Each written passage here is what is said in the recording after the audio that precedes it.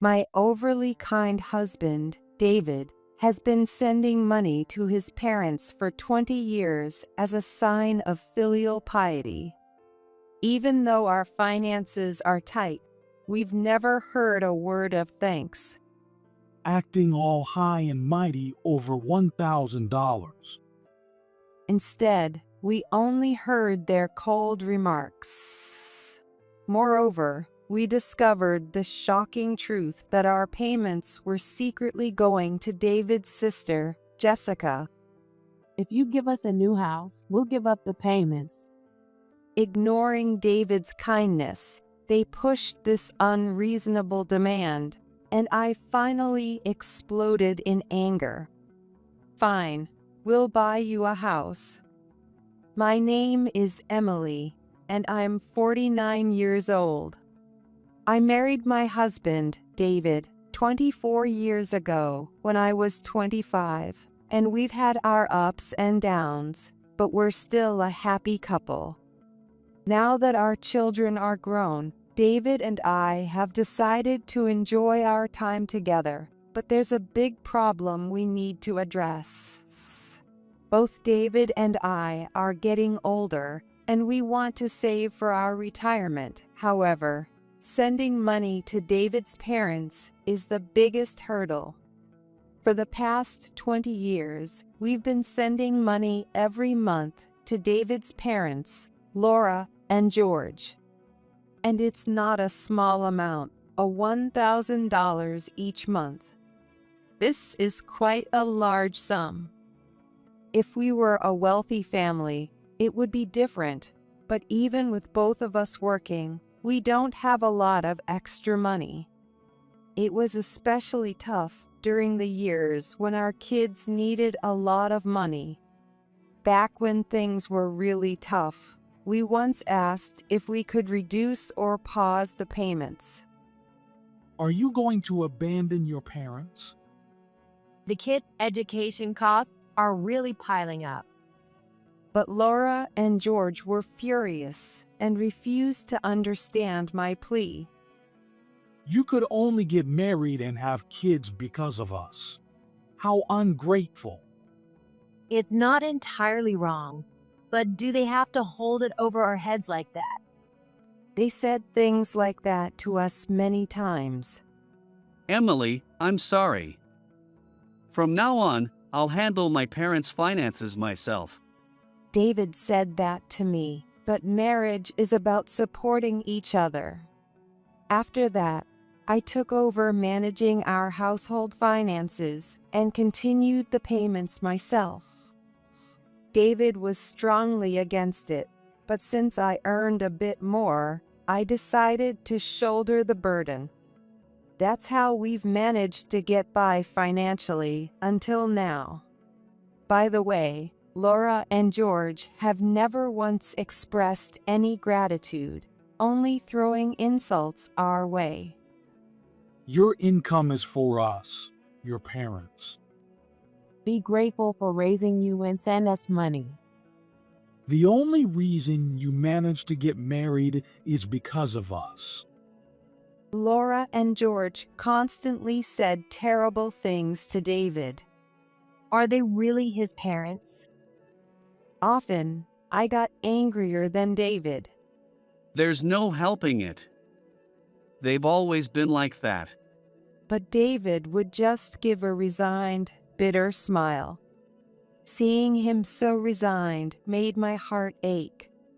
Still, since David never talked back to his own parents, I, as his wife, couldn't complain either.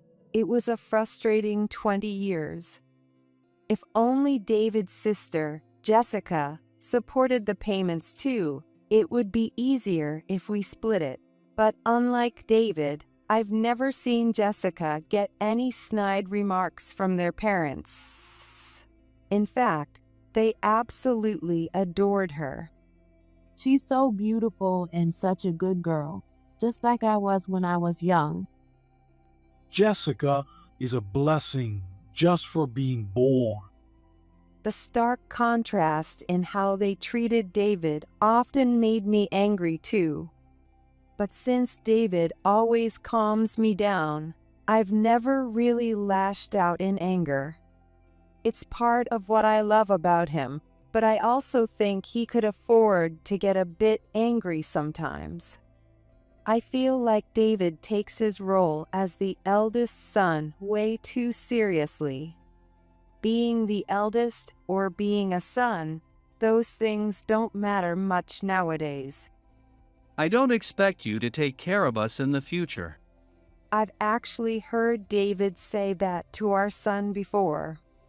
Maybe he said that because he struggled with his own parents and doesn't want our son to go through the same.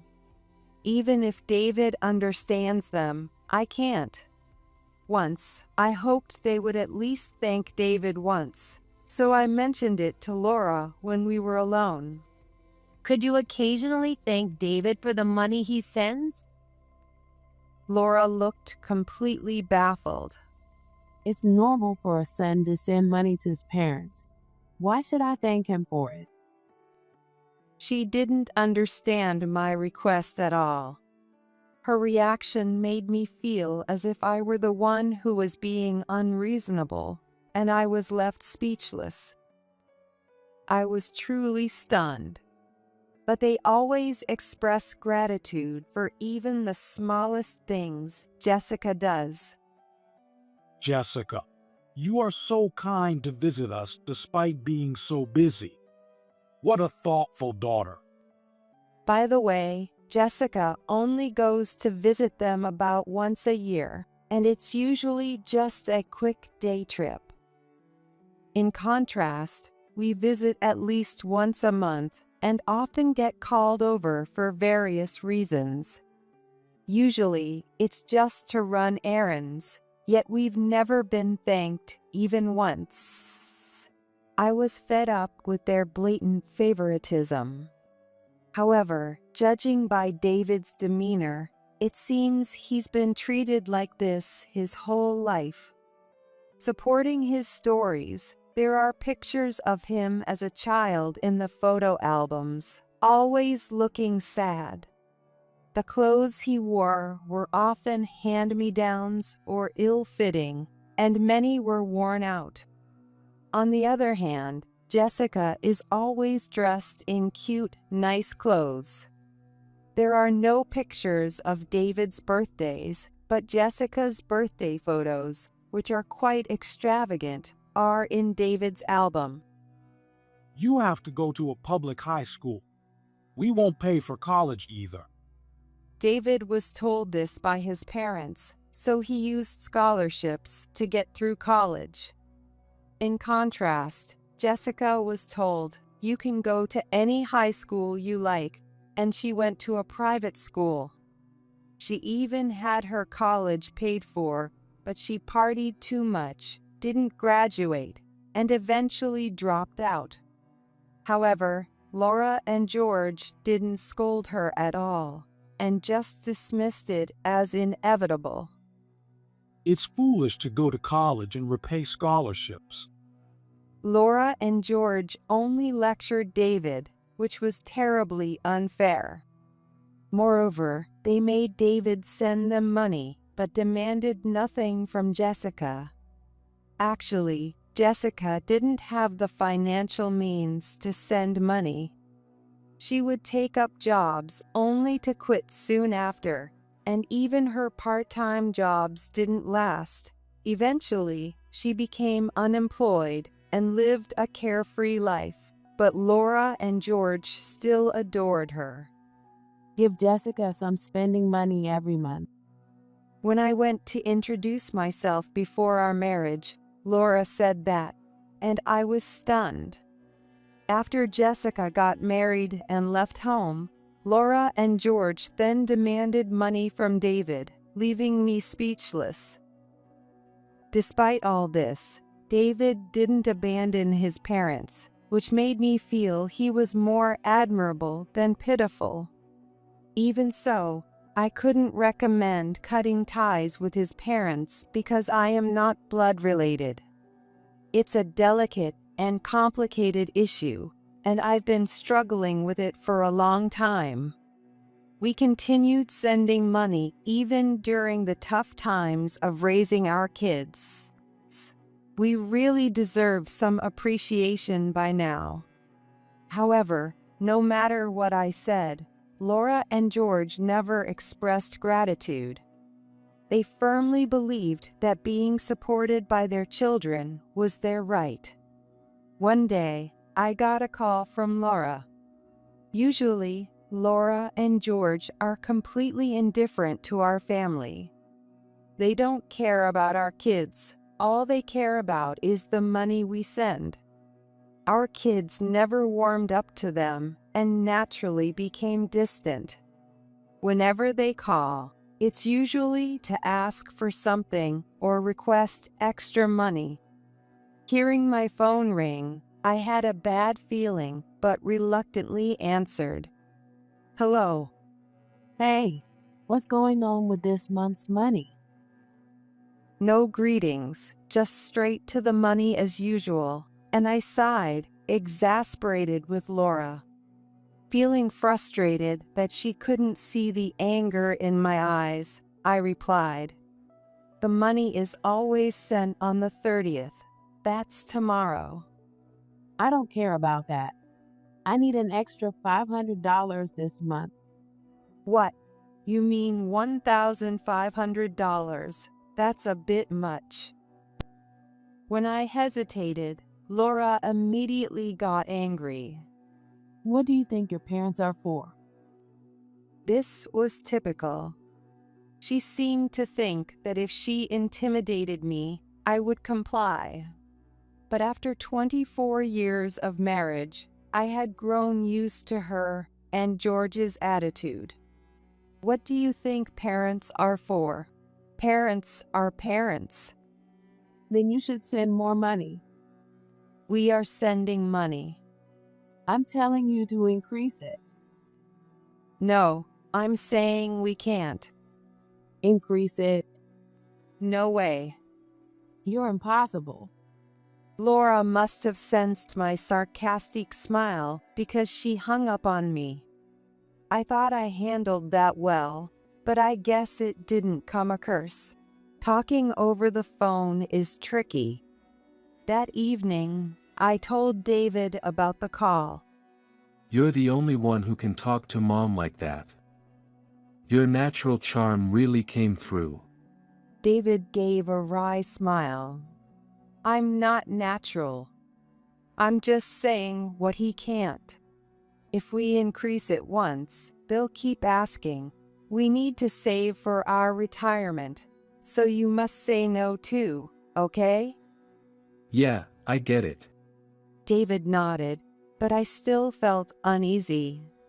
And that unease proved to be right. Dad said, we need to increase the monthly payment to $1,500 starting next month. I knew it. I couldn't help but blurt out in response to David's news. You didn't agree, did you? I told him it's impossible. And what did George say? He said, your kids are independent now, so you must have extra money. What do you think parents are for? David gave a wry smile, but I responded seriously. You absolutely have to say no. Yeah. But a few days later, on a weekend morning, Laura and George showed up at our place and caused a scene. Increase the amount of the financial support. They seem to think that I'm the reason why the increase hasn't happened. While I was talking with Laura, David and George were having a serious conversation. Why do you need so much money? You still have your retirement fund and savings, right? With prices going up, it's never enough. We need to think about our own retirement too. Your own retirement. You should worry about your parents' retirement first. George, like Laura, seemed to think that yelling at us would get his point across. David had faced this unreasonable behavior since he was a child. To my surprise, David stood firm against George's demands. No, we can't do it. If you really need money, ask Jessica. I can't ask her. In the first place, I wanted to give her money because she's struggling. Oops. George realized he had slipped up. Wait a minute, what do you mean by that? I couldn't ignore George's words and looked at them. David was also frozen in shock. What do you mean by that? Have you been giving our money to Jessica? David directly confronted him. So what? It's my money. I can do what I want with it. It's our money. No, it's Emily's money. Once I get it, it's mine. I can use it however I like. Then why don't I just send it to Jessica directly? Why are you taking credit for it? Jessica probably doesn't even know it's from us, does she? Of course not. I want to impress her. It's what any father would do. This is ridiculous. I can't stand this anymore. We had been sending money, thinking it was for his parents. Even though it came from my salary, it was essentially family money. We gave up vacations and other luxuries to send that money, but this was just too much. Finally, tears started falling from David's eyes. These were tears of frustration rather than sadness. As his wife, I understood his feelings well. David had endured years of being treated unfairly compared to Jessica. Even though he continued to send money out of duty to his parents, finding out it was actually for Jessica would make even the mild-mannered David angry. David was too shocked to speak, silently crying. I gently placed my hand on his back and glared at them. You two are too much. We've been sending money for 20 years, and all you do is treat us terribly, while favoring Jessica behind our backs. This is just too unfair to David. You haven't even thanked us once, and now you want more money? This is outrageous. I felt there was no need to hold back anymore and spoke out for David. Instead of being worried, they snickered. Acting high and mighty over a mere $1,000. They probably believed that kind-hearted David would never abandon them. That might be true. But besides his parents, David also has me, his devoted spouse. Laura laughed as she looked at me, glaring at her. George is right. Acting all high and mighty over $1,000. Say that again after you gift us a new house. What? If you do that, we won't need any more payments. But that's impossible for you, so the increase is non-negotiable. Fine, we'll do it. What? Laura and George were dumbfounded. Fine, we'll buy you a house. Are you serious? They stared at me in shock. David also looked at me, surprised. Then I smiled. A few months later, the house was ready, and we invited them to their new home. Here it is, your new home, your forever home, I announced with a big smile. It was a very large single-story house. Though it was a single-story house, it was more than spacious enough for a couple. What is this? As Laura spoke in astonishment, I spread my arms proudly. Look at this vast property, a garage that can fit multiple cars. You can turn it into a farm, focus on gardening, or even raise goats and other animals. Well, hold on. And just look at the size of this house. Isn't the brickwork on these walls amazing? Wait, hold on. The best part is this mountainside and the nearby river. No electricity or gas, making it the perfect rustic home. Enjoy your country life to the fullest. Wait a minute. Laura interrupted my enthusiastic speech, her face red with anger. What's wrong, Laura? No need to get so worked up. You're the one who's worked up. Where even are we? This is a lovely, secluded house in the mountains. Laura looked bewildered, then suddenly shouted in anger. Why did you find such an inconvenient place? And what's with this old house? We expected a new one, but this is clearly used. What are you talking about? This is a newly rebuilt house, using materials from an old one. So you dismantled an old house and rebuilt it with the same materials?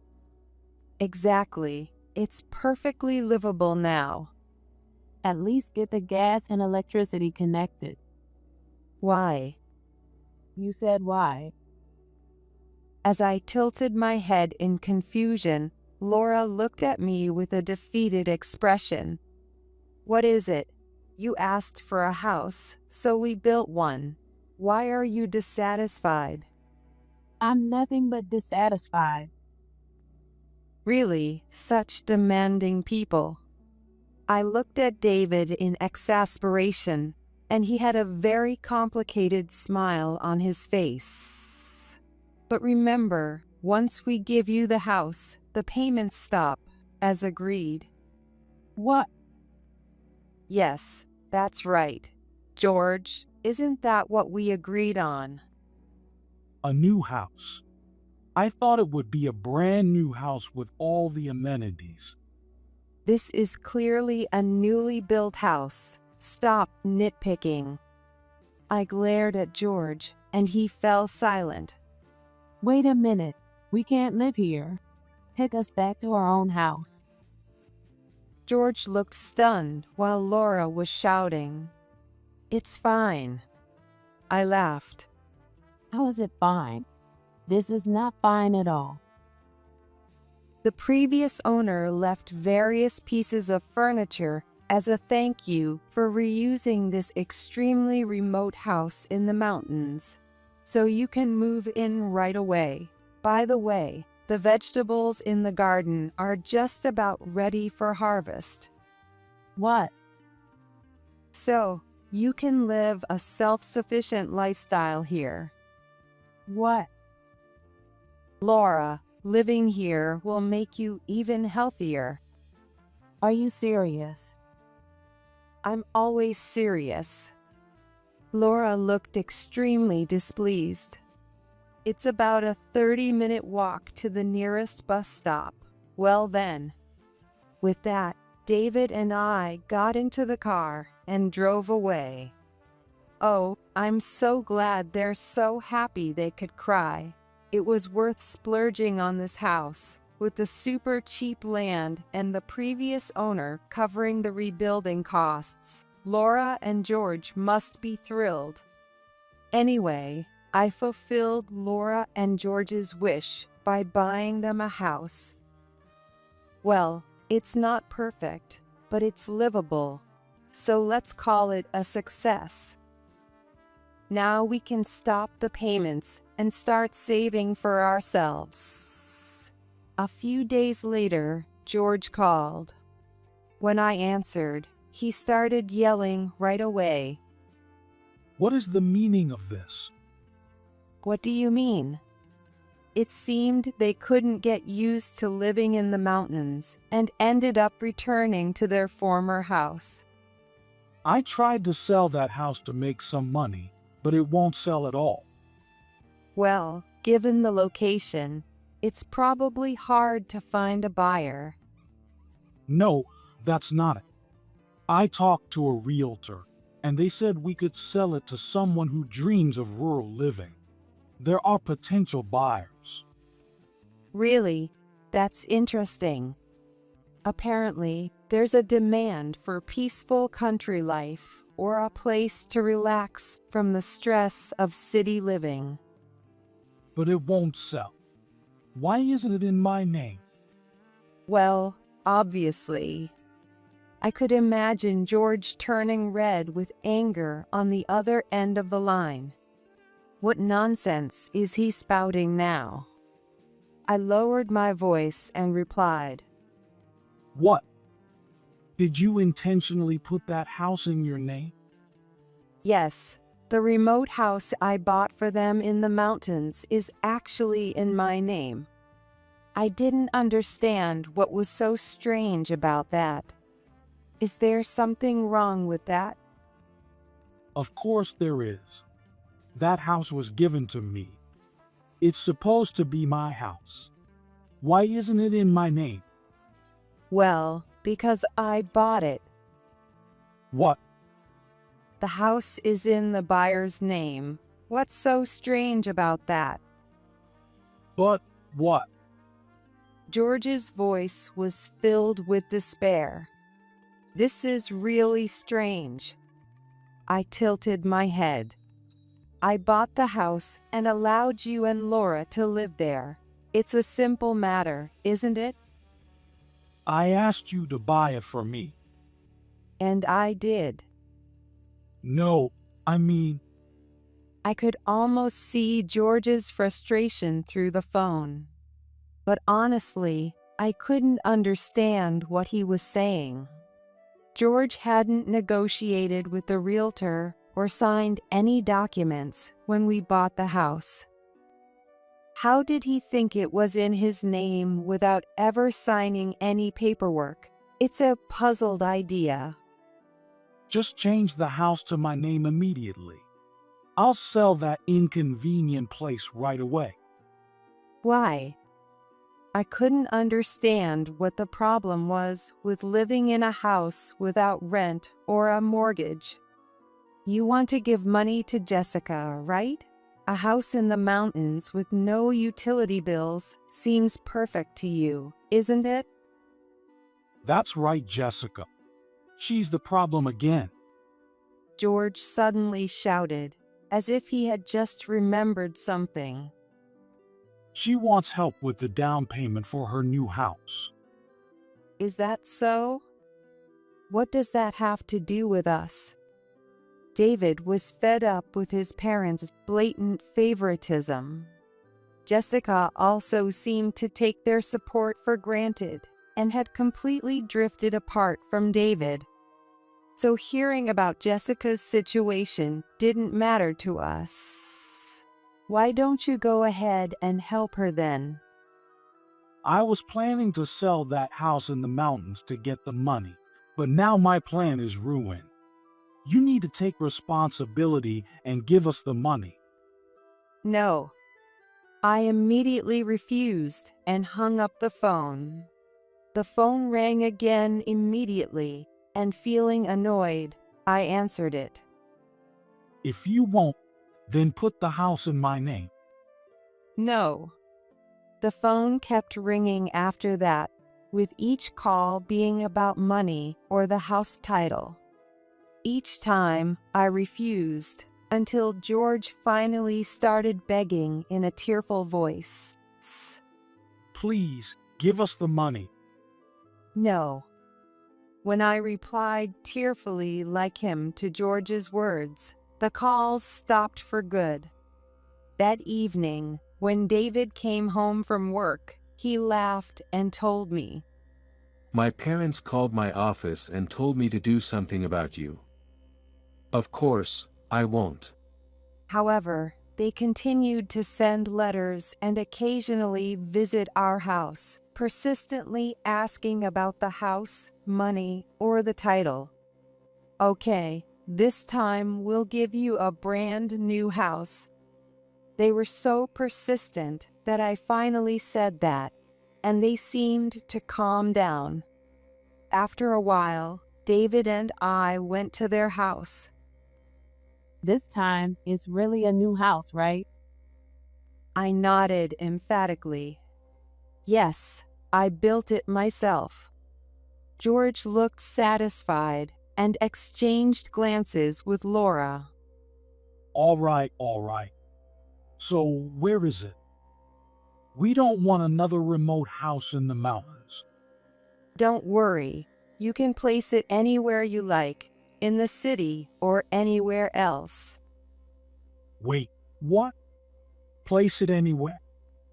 George couldn't understand what I said and asked again, so I repeated it for him. "You can place it anywhere you want." What do you mean, place it? I placed a package I had secretly brought in front of the puzzled pair. What is this? Laura screamed at its size. "This is a house that will definitely get you excited, Laura." What? I began to unwrap the large package. What appeared was a miniature of a large Western-style mansion. What is this? What is this? A dollhouse? George looked horrified, and Laura's eyes widened. I proudly puffed out my chest. "Isn't it amazing? I made this. What? I'm really good at crafts. Making dioramas is my hobby. What? This is a house I built myself. Please accept it."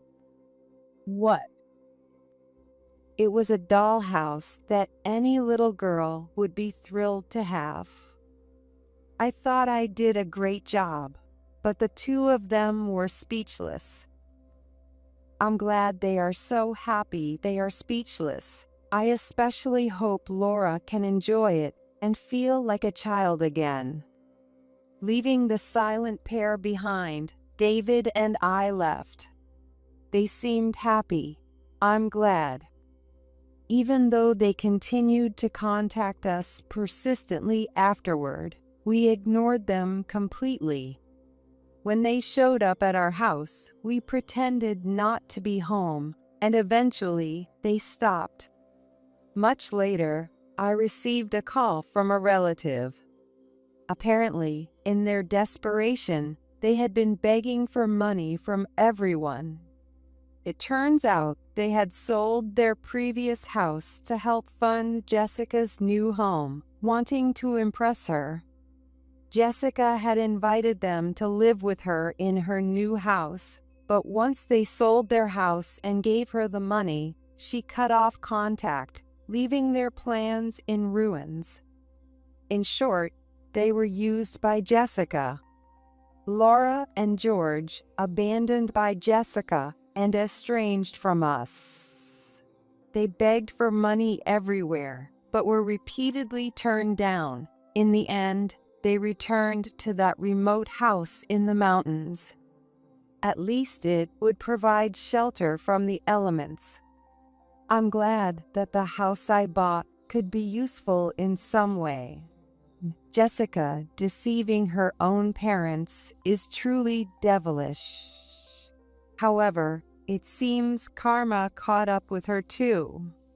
Spoiled by Laura and George, Jessica grew into an extremely selfish person. After a huge fight with her husband, they quickly divorced. The reason for the fight was Jessica's infidelity. It turns out the money she got from her parents was actually used for her affairs. Like parent, like child. How David turned out to be such a decent person is a complete mystery. Maybe it was because he wasn't raised properly by Laura and George. With nowhere else to go, Jessica also moved into the remote house with Laura and George. However, there's no way Laura and George could get along with Jessica after spoiling her and then being betrayed by her. There's no way Jessica would start working now, so it seems they are living a poor life, relying solely on Laura and George's savings. As for me, With the end of the dreadful monthly payments and being freed from the control of David's parents, I felt like I could finally breathe freely again. With some financial leeway, I started planning a trip, poring over a stack of travel brochures with David. Emily, I'm sorry for everything. Thank you. I was surprised. Seeing David's relieved and clear expression, I nodded enthusiastically. Let's enjoy our retirement together, David. David's gentle smile, the one I love so much, lit up his face.